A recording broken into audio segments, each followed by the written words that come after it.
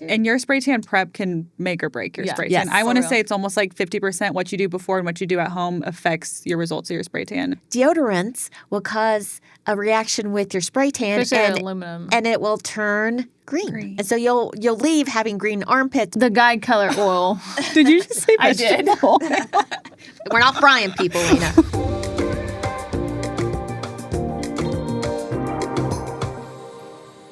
Hey guys, welcome back to the AA Skin Base Pod. I'm your host, Lena, licensed esthetician, and today I have Georgia Davenport, licensed esthetician. Kristen Sanborn, licensed esthetician. And a face we haven't seen in a while, a hot minute, we have Mr. Eric with us. Eric Sanborn, licensed massage therapist. And today we want to talk to y'all about what we wish you knew before your appointment. I think we did one of these a long time ago. Like you weren't even here yet. I wasn't here. I don't. Yeah. Like one of our first 5 episodes. Well, we're gonna revisit that because we still get the questions of what do I do before my spray tan, or they show up to their appointment like I didn't know what to do beforehand. So we're gonna kind of stomp that confusion in the mud. Hey, Skin Babes. If you're loving the real talk, skin tips, and all the behind-the-scenes actions we do here, make sure you go like, follow, and subscribe all of our social medias, YouTube's, podcasts. When you like and subscribe, you help support us and everything we do here. If you want to keep bringing those tips and tricks to you, please go give us a follow, because trust us, what we share here, it's what everyone else isn't telling you. So stay confident, stay informed, and keep it unfiltered with AA Skin Babes. All right, so let's start with facials. What do we wish our clients knew before they came in for their facials?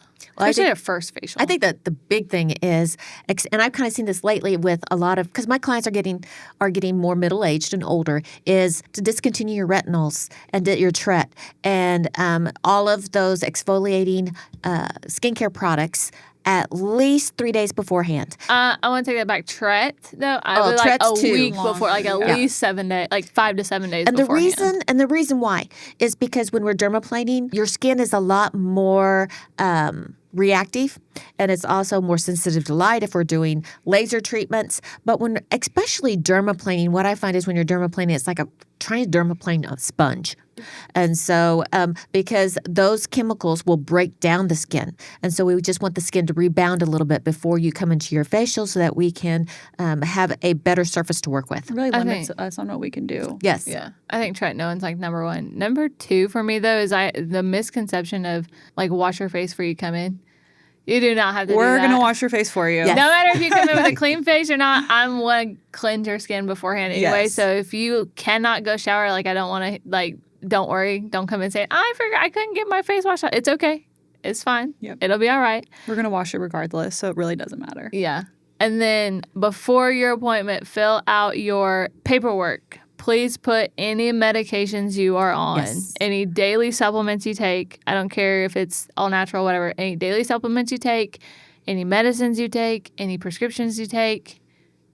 If you take ibuprofen every day, put that on there. I don't think people understand that what you're putting inside your body reflects on your skin a lot. So it's very important for us to know what you're taking every day. Well, and there's some medications that contraindicate with a lot of treatment. Yeah. Blood thinners, prescription medication for blood pressure, that's all going to dry your skin out. It's going to cause some reactions in your skin. It can even cause a little bit of psoriasis going on. So let us know things that you don't think, even antidepressants. Oh, antidepressants are a big really one for laser. Be contraindications for some of our treatments. So even those things that you don't think is a big deal, if you're taking vitamin A supplements, that kind of thing, please let us know, because that could be the root cause of the issue that you're coming to see us about. And then we'll either know to treat the symptoms or to go back and treat the cause of the problem. And so that's a big help for us. I think we can move on to like spray tans is one I really want to hit. Spray tan season. Huge one, yeah. It is prom season. It's also almost summer season, but it's prom season and right now. Vacation. Everybody's starting to head out on their spring vacations. I've already done like 4 prom spray tans. I did too. And your spray tan prep can make or break your spray tan. I want to say it's almost like 50% what you do before and what you do at home affects your results of your spray tan, and 50% what we're doing. Real preach, girl. Exfoliation. You exfoliate before your appointment, but don't exfoliate like the day of your appointment. Like if your appointment's at night, like don't exfoliate that morning and shave that morning. 24 hours before. Yeah, give it 24 hours or even like before. Yes. Your hair will not grow back your that hair fast. will not It'll be grow okay. back that quickly. If you're a waxer, if you're going to wax 2 days before your appointment. Like give that time otherwise your pores can be open.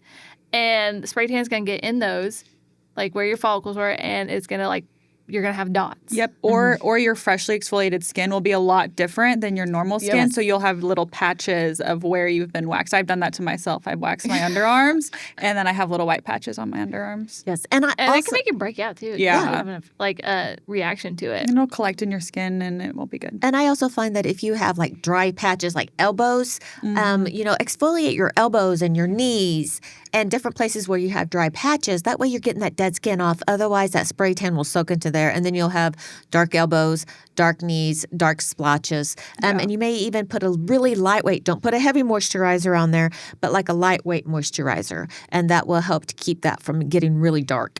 And this is probably the only treatment I will say, please try to shower before you come, though. Like, wash all lotions, all deodorants, anything that has a residue Even on the skin. perfume, like from it doesn't feel heavy I've on your seen skin. someone turn orange but from perfume. Yeah, but like the oils and everything in it can affect how your spray tan develops. Yeah, I never thought of that until I actually saw it. And the other thing is your deodorants will cause a reaction with your spray tan, Especially aluminum. and it will turn green. And so you'll leave having green armpits, being like, oh my gosh, what's going to happen? It'll wash off and you'll be fine. Yeah. But it can cause some reactions, and it can also block that spray tan, so you have like white armpits and colored shoulders. So just make sure that you kind of get that washed off. We do have wipes and different things that we use that you It's can not as good wipe as it taking off. a shower and like washing it off. Yeah.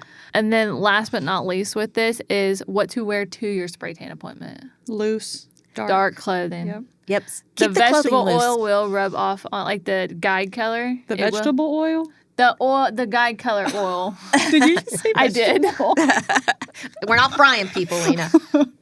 I did. I just got that. Thank you, Georgia. But the guide color will wipe off on your clothes, and it could stain them. And it could rub your spray tan off too in that area and make it look funny. Because I've seen a lot of, especially your sister will come with leggings. And she'll put leggings on right over the top of her spray tan. I'm like, you just wipe that whole thing off, pulling those leggings around. up. And ladies, if you are wearing a prom dress or a dress or a summer dress that doesn't have any straps, leave braless or plan to leave braless. Otherwise, you will have the little straps. Yep. So those are some great things. And I know your sister is getting called out. So yeah.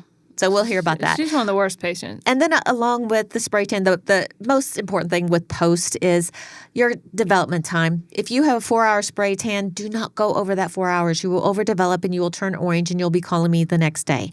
4-hour spray tans are if you have a flight to catch in 4 hours, you can go ahead and rinse beforehand. The 8 hours are going to be a lot easier to use just because you don't have to rinse those. Also, stay away from water. No sad movies. No crying, no rain, no doing dishes. This is your time to be away from the sink. No water until you rinse. And if you need to, we'll send you with a note saying, Mom can't do any dishes today, so the rest of the family has to do the dishes. A doctor's note, not allowed to do dishes. Yes, my wife likes to come home with a spray tan and say, I can't really do any dishes now, so you're going to have to do them. I don't cook dinner on Thursday nights because Thursday night's my spray tan night. And Thursday nights are also bowling nights. And they're bowling nights, so I'm alone.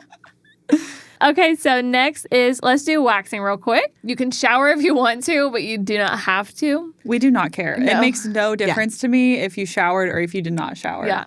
It'll be all right, but the main thing is make sure your hair is long enough. I know that like when it's a little stubbly, like you can feel like you're grabbing it. No, like make sure you can easily pinch and pull it before you come to get waxed, because then I'm going to send you home. And when they're sending you home, they're not doing it out of, just being rude. They're sending you home because you're not going to get a good wax. You're not going to get your money's worth. It's going to be more going painful. to hurt. It's going to hurt way more. You have a higher possibility of breaking hairs, which will cause ingrowns, cystic ingrown. Like I've seen it turn bad. And she's pulled a couple of ingrowns lately that have been kind of rough, and ingrowns are just painful. So make sure that you get your wax done at the correct length so you don't have any of those issues. Here's some really good. It's like you can exfoliate, but don't exfoliate like the day before. Like give it a couple days because when you exfoliate, you thin the skin, and so we don't want to lift. We don't lift in my wax room. Okay, so exfoliate a couple days before your appointment, not the day before. Here's a little pro tip: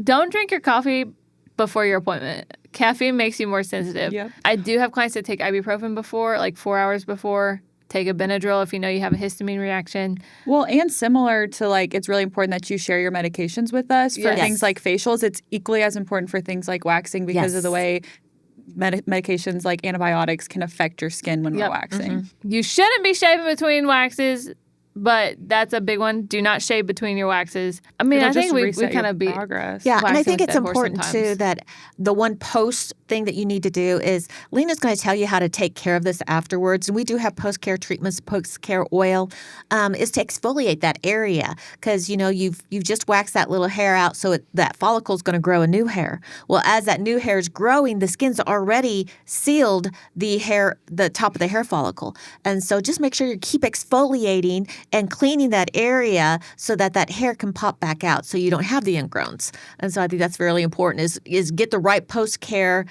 products to use on your legs, armpits, and all that area. So anywhere. Yeah. Most people don't think of ingrowns like having on your legs and stuff, but no, you can get ingrowns on your face. Anywhere. You can get them on your underarms. You can get them on your arms, your legs, your stomach, your back, all of it. And sometimes ingrowns on the chin that I see, you think they're pimples, especially in some of us menopausal ladies, you think they're pimples, but they're really not. It's an ingrown hair because, we got hair. All the hair from the rest of our body migrates up to our face as we go through menopause. And so, you got to keep that exfoliated too. Next, let's do lasers. Lasers are pretty close to the facials, honestly.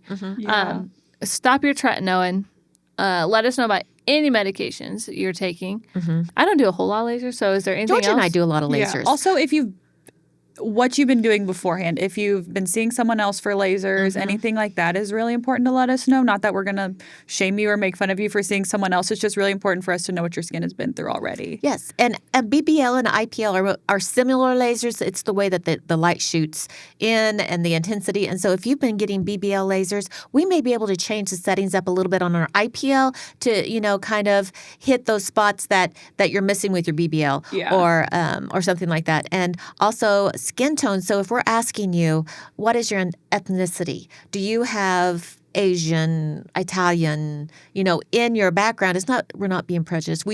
Those are more of a yellow undertone in your skin. And so that way we have to adjust our settings to target that. Otherwise we could possibly, have a different reaction than what we're looking for if we don't know what those undertones are. We're not judging anything, your response. It's simply just for us to be able to treat you better. Okay, we're trying to give you the best results. We're communicating so we can understand what you're expecting out of your results, what your background is, all of that. Microneedling. I think yesterday I had the girls do a microneedling exosome facial on me.